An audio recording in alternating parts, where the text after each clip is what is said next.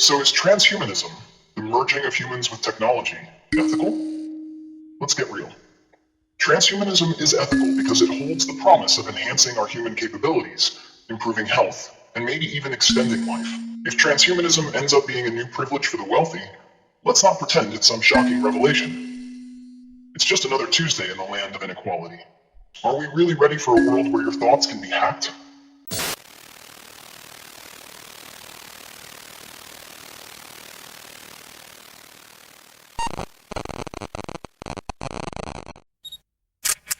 Sometimes I wonder if my phone knows me better than I know myself. If merging with tech means my phone gets to control my life choices, I'm already living in a dystopian comedy. If you think you're trapped in a tech-controlled nightmare too, let's commiserate. Your stories might inspire my next video, or at least give me a good laugh. Hello there, it's Medusux, your go-to online buddy for all things controversial and dramatic. I talk, you listen, that's the motto here. Think of me as your digital confidant, except I won't judge you for binge-watching terrible reality shows or for still rocking that flip phone in a world of smartphones. Who am I to judge?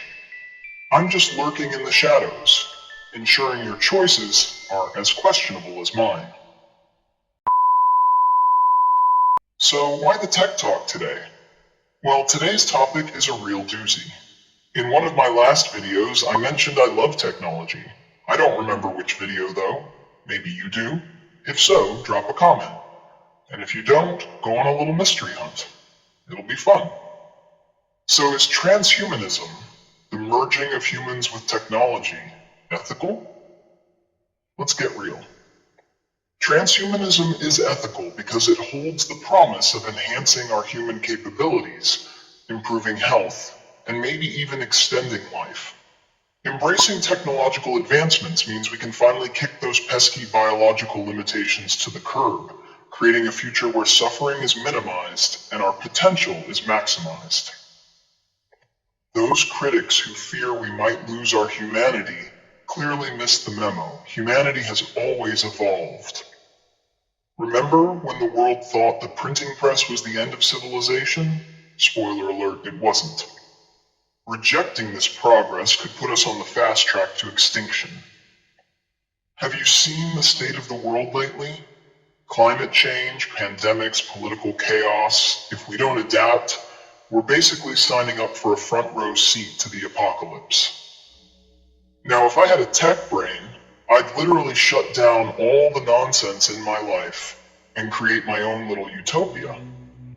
Honestly, I kind of do that already.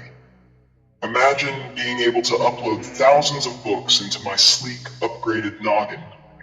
No more wasting time reading those boring tomes, and I definitely wouldn't feel guilty about spending 2 hours on a bad book.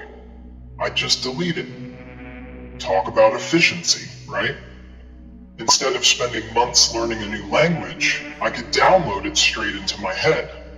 Who wouldn't want to whip out their fluent Mandarin at a dinner party and watch everyone's jaws drop? But then we hit the moral conundrum. Is it ethical? What if only the wealthy get to reap these technological benefits while the rest of us are left in the dust? Well, isn't that already our reality?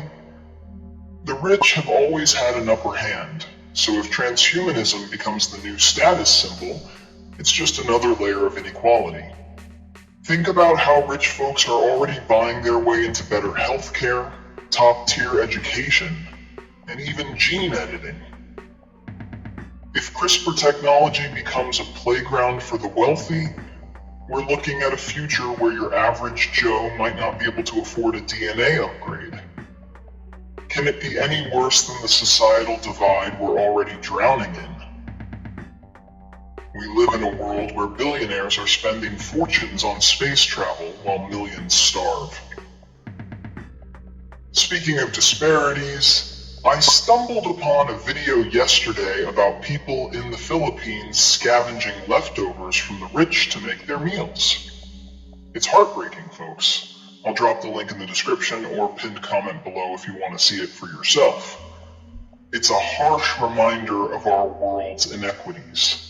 Meanwhile, the elite are busy flexing their wealth on social media, while the less fortunate are fighting over scraps. If transhumanism ends up being a new privilege for the wealthy, let's not pretend it's some shocking revelation. It's just another Tuesday in the land of inequality. Now, let's take a quick detour to the tech side of things. In the real world, we've already seen the merging of humans and technology in fascinating ways. Consider neural implants designed to help people with disabilities regain mobility, or even control devices with their minds. Companies like Neuralink are working on brain-machine interfaces that could allow us to communicate our thoughts directly to computers. Just look at advancements in prosthetics, where bionic limbs respond to neural impulses, allowing amputees to control their movements with their thoughts. But don't get too comfortable. It's not all sunshine and rainbows. These advancements raise serious ethical questions about privacy, consent, and the potential for abuse. Are we really ready for a world where your thoughts can be hacked? Because I'm not. The thought of someone accessing my brain or manipulating my decisions sends shivers down my spine. And let's not forget about the data mining aspect of this tech. Social media platforms already collect an absurd amount of data about us. They know when you're sad, happy, or even hungry. So what happens when we merge our consciousness with these platforms? Do we really want our innermost thoughts and feelings subject to analysis and manipulation by tech giants? The idea that algorithms could dictate our emotions, relationships, or even our self-worth is genuinely frightening.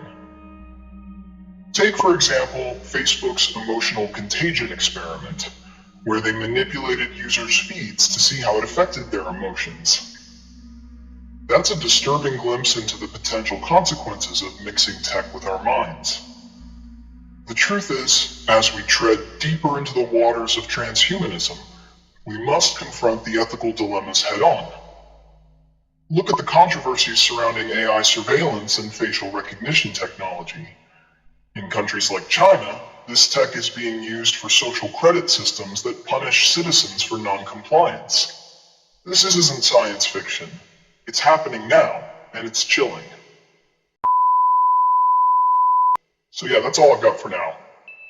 I could rant about technology all day, because, duh, I'm a super fan.